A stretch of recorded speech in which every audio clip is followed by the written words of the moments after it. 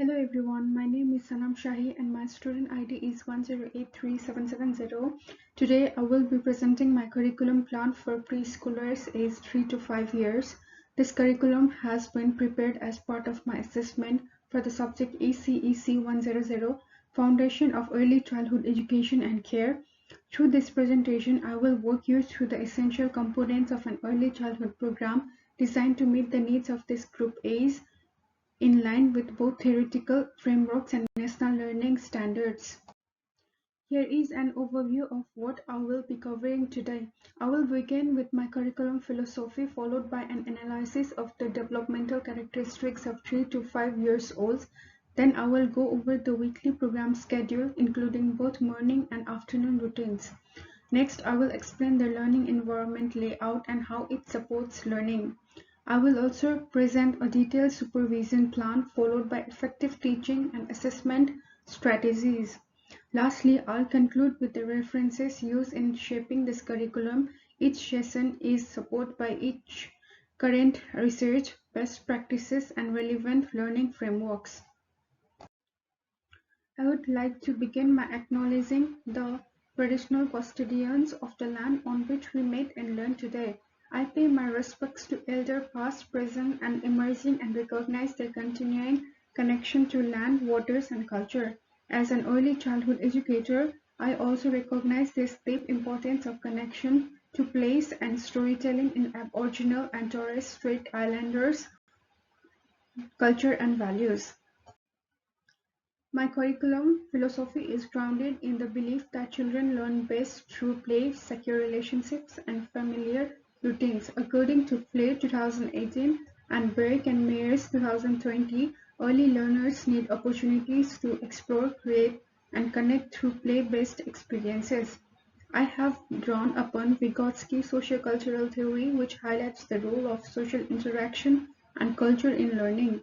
This philosophy is also aligned with the early years learning framework, which promotes 5 key learning outcomes, including identity, well-being, and effective communication. My goal is to foster curiosity, confidence, collaboration, and agency, all within a nurturing and responsive learning environment. Understanding the developmental stage of 3 to 5 years old is critical in designing an effective curriculum. Let's begin with the social domain. At this age, children are learning how to cooperate, take turns, and form friendships. Activities like group, block, building promote collaboration and negotiation emotionally. Children are becoming more independent and learning how to regulate emotions. For example, emotion-based story time helps them recognize and name their feelings. Cognitively, they are increasingly curious and eager to solve problems. Sensory science experiments are perfect for exploring cause and effect relationships. Physically, children refine both fine and gross motor skills through tasks like puzzles, climbing, and creative arts. These insights are supported by author et al. And Papalia et al. 2021, and they ensure that learning activities are age appropriate and engaging. Let's explore the morning routine in more detail. From 8:30 to 9, children arrive and settle in through free play. This period helps them transition to the learning environment comfortably and begins the day with autonomy and choice. Next, from 9 to 9:30, we hold circle time, which includes group greetings, songs, and discussions. This builds a strong sense of belonging and identity and sets a predictable rhythm to the day. From 9:30 to 10:15, we engage in planned learning experiences that supports key developmental domains such as early literacy, numeracy, science exploration, or social emotional learning, depending on the day focus. Children then have a short break for morning tea from 10:15 to 10:30, allowing them to recharge and practice social routines like sharing and turn taking. From 10:30 to 11:45, we have a longer session of outdoor play. This is essential for developing gross motor skills, spatial awareness, and peer interactions. Activities here include climbing, running, group games, and water or sand play, depending on the season and environment. This structured yet flexible morning routine ensures a balance between guided activities and child-led play, supporting children's physical, cognitive, and emotional needs.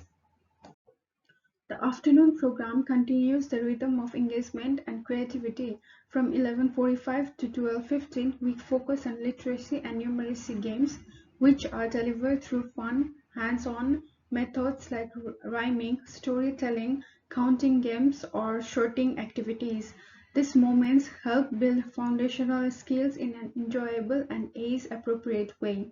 From 12:15 to 1:30, children have lunch, followed by rest time. This provides a calming period that promotes physical recovery and emotional regulations.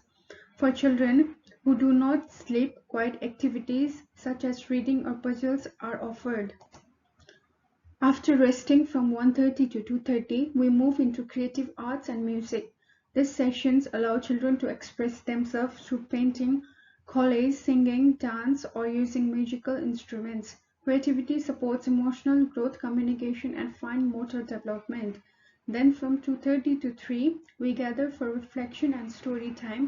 This is a chance for children to talk about their day, recall activities, and listen to stories that enhance language and imagination.